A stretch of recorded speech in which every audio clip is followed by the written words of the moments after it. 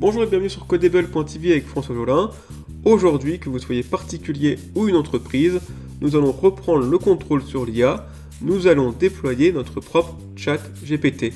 Car oui, il existe des alternatives à ChatGPT qui peuvent être utilisées dans son infrastructure à soi, afin d'éviter que les données partent à l'étranger, et surtout afin de personnaliser sa propre IA.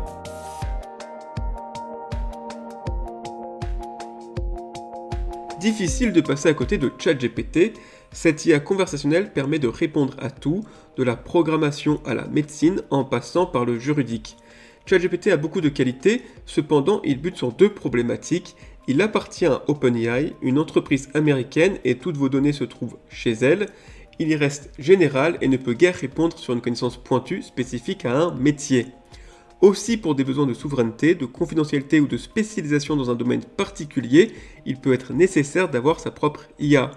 Comment faire? Quelles sont les alternatives? Peut-on personnaliser une IA?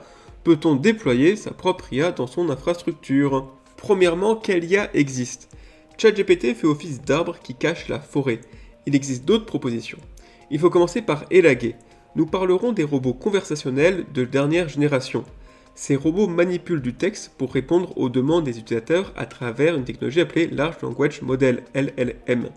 On n'abordera pas les IA capables de générer des images, ni les technologies plus anciennes devenues obsolètes avec les LLM. En fin de compte, il existe 4 alternatives à ChatGPT que l'on peut installer soi-même. Llama, c'est-à-dire l'IA de Facebook, Falcon, l'IA du Technology Innovate Institute des Emirates, Gemini, l'IA de Google, et Mistral, l'IA de la startup éponyme française Mistral. J'exclus Copilot de Microsoft car il s'agit simplement d'une surcouche à ChatGPT. Premièrement, dans le choix de l'IA, il faut faire attention aux licences. Gemini de Google peut être intégré dans des produits, mais n'est pas open source. Il vous faudra acquérir une souscription qui n'est pas encore disponible à la date du 20 mars 2024. Llama, bien que décrit comme open source par Meta, ne l'est pourtant pas. Premièrement, vous devez vous inscrire auprès de Meta pour l'acquérir. Deuxièmement, sa licence comporte bon nombre d'interdictions. Vous ne devez pas l'utiliser pour entraîner une autre IA, ou encore vous ne devez pas l'utiliser si vous avez plus de 700 millions d'utilisateurs dans votre produit. En bref, Meta veut bien que vous jouiez avec une IA tant que vous ne devenez pas son concurrent.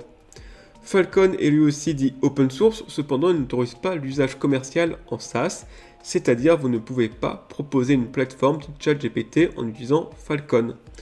Heureusement, je vous ai gardé le meilleur pour la fin. Mistral est complètement open source sous licence Apache 2, aucune restriction, même pour un usage commercial. Deuxièmement, personnaliser son IA. On peut spécialiser une IA de deux manières différentes. Le plus simple est de personnaliser le prompt. Ces IA s'utilisent par un prompt. Bien que de prime abord enfantin, des prompts simples comme « rédige un article court sur l'IA » pourront décevoir par la platitude de leur contenu. Le prompt devient alors une science pour atteindre des réponses satisfaisantes. Dans notre exemple, un meilleur prompt peut être « rédige un article de 300 mots compréhensible par un public non technique avec une problématique comme introduction ». Pour aider l'utilisateur, on peut ajouter un contexte au prompt pour guider l'IA. Cela peut être une simple phrase ou le résultat d'une recherche internet qu'on ajoutera en plus du prompt de l'utilisateur. En soi, l'IA reste inchangée, on peaufine juste ses paramètres d'entrée. La deuxième méthode nécessite de modifier l'IA pour reprendre son entraînement sur des données plus précises venant du métier. Imaginons que vous vendez des machines-outils et vous souhaitez ajouter une IA sur votre support client. Dans ce cas, vous pouvez prendre un modèle type Mistral et le réentraîner sur l'historique de vos messages support précédents. Après un certain temps, l'IA sera optimisée pour pouvoir répondre aux questions du support avec vos propres produits. Cette seconde personnalisation prend plus de temps, mais permet de concevoir une IA unique que vos concurrents n'auront pas. Enfin, déployer sa propre IA. Après avoir sélectionné une IA, configuré son prompt ou réentraîné sur vos données, il est temps de déployer votre IA. L'IA demande beaucoup de puissance de calcul pour fonctionner.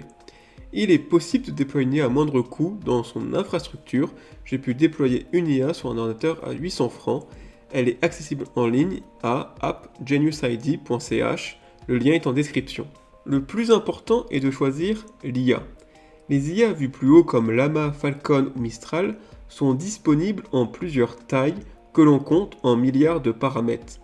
On parle donc de Falcon 180B pour 180 milliards de paramètres ou de Mistral 7B pour 7 milliards de paramètres. Plus une IA dispose de paramètres, plus elle devient efficace et nécessite de la puissance de calcul.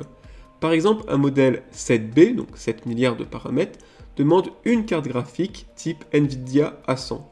Les modèles 40B, donc 40 milliards de paramètres, nécessitent 3 cartes graphiques. Enfin, les plus gros modèles rivalisant avec ChatGPT 4 ont une taille de 180B, 180 milliards de paramètres, et demandent des ordinateurs avec 10 cartes graphiques. Sachant qu'une carte graphique Nvidia A100 coûte 10 000 francs pièce, chez un hébergeur, elle vous en coûtera pour 2 000 francs par mois. Et oui, votre requête ChatGPT 4 tourne sur un ordinateur coûtant 100 000 francs. D'ailleurs, la facture cloud d'OpenIA est estimée à 700 000 $ par jour.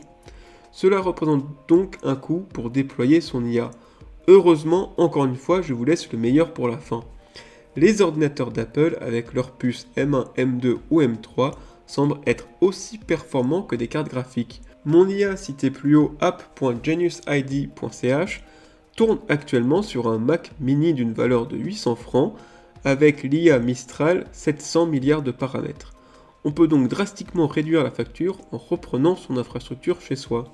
Pour conclure, derrière la simplicité de ChatGPT se cache tout un monde qu'il va bien falloir intégrer dans les entreprises pour rester concurrentiel.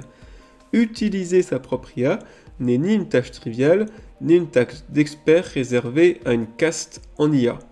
Il s'agit plutôt d'un outil informatique comme un autre à personnaliser et intégrer dans son infrastructure. Merci d'avoir écouté ce dernier épisode de Codable.tv. J'espère vous retrouver très prochainement. À bientôt.